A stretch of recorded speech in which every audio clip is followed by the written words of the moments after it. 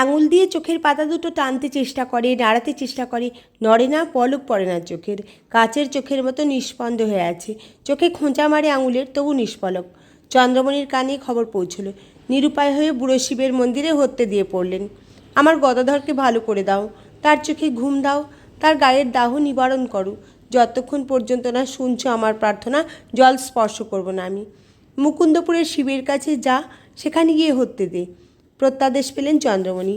ছুটলেন মুকুন্দপুরে। 2-3 দিন পড়ে রইলেন ধর্না দিয়ে, নিরম্বু অনশনে। স্বপ্নে দেখা দিলেন মহাদেব। পরনে বাগছাল, মাথায় জটাজুট, হাতে ত্রিশূল, শুদ্ধ স্ফটিক সংকাশ। চন্দ্রশেখর বললেন, কিচ্ছু ভয় নেই, তোর ছেলে পাগল হয়নি, তার মাঝে ঈশ্বরের সঞ্চার হয়েছে, তাই তার বৈলক্ষণ্য। বাড়ি যা, মন ঠান্ডা করে থাক। চন্দ্রমণি আশ্বস্ত হলেন। শিবের পুজো দিয়ে মন খাঁটি করে ঘরে ফিরলেন তার কুলদেবতা রঘুবীরের আশ্রয়ে। সেবা করতে লাগলেন প্রাণ ঢেলে। আমার গদাধরকে রেখো তাকে বাঁচিয়ে। কিন্তু গদাধরের মন ঠান্ডা হয় না। নিয়ত জাগ্রত নিষ্পলক 2 চক্ষু দিয়ে দীর্ঘ ধারায় তার জল পড়ে। বলে, মা গো, 2 চোখ আমার নিশ্চল করে দিয়েছিস চোখের সামনে চিরন্তনী হয়ে থাকবি বলে, যাতে এক নিমেষে তোকে না হারাই, যাতে পলক ফেলতে পালিয়ে না যাস ফাঁকি দিয়ে। কিন্তু তুই কই? এমনি করে আমাকে জাগিয়ে রেখে তুই শেষে ঘুমিয়ে পড়বি নিশ্চিন্ত হয়ে?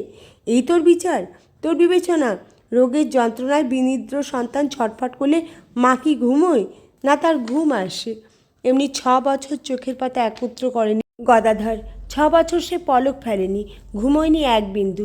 দিনে রাত্রে, আলোতে, অন্ধকারে, নির্জনে, জনতায় সর্বক্ষণ 2 চোখ সে খুলে রেখেছে। একটা তীব্র দৃষ্টিতে আবিদ্ধ করে রেখেছে, স্থির নিবদ্ধ।